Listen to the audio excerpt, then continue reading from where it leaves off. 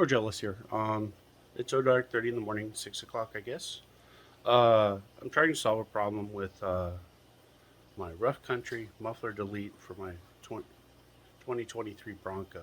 There's two holes you have to mount a bracket on that are difficult to reach because I also have the factory bumper. So what I've done is I'm going to try some fish line and see if I can feed them through. So what I've done is taken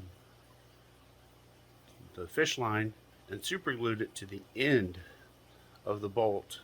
There's a nice little dip in there, and used an accelerant to stabilize it to finish it. Taking fish line for fishing wires through walls, etc.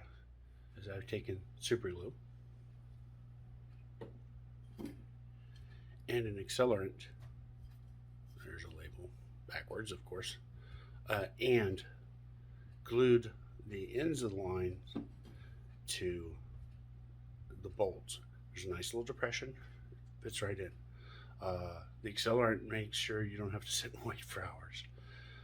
What I've also done is taken fish line and pre-threaded another set between there, because you want to do the fish line while you're not hanging upside down under the car. It's a pain in the butt, and you can get super glue all over yourself by accident.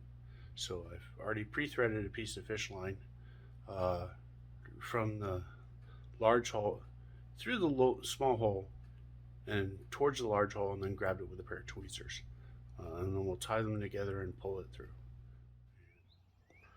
So as I said, I've taken fish line and attached it to the end of the bolt. Here's the issue.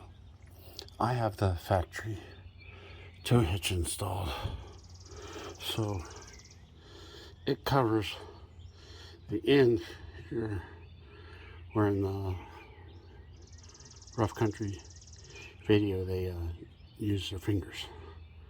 So I fish the fish line through on either side using a pair of tweezers.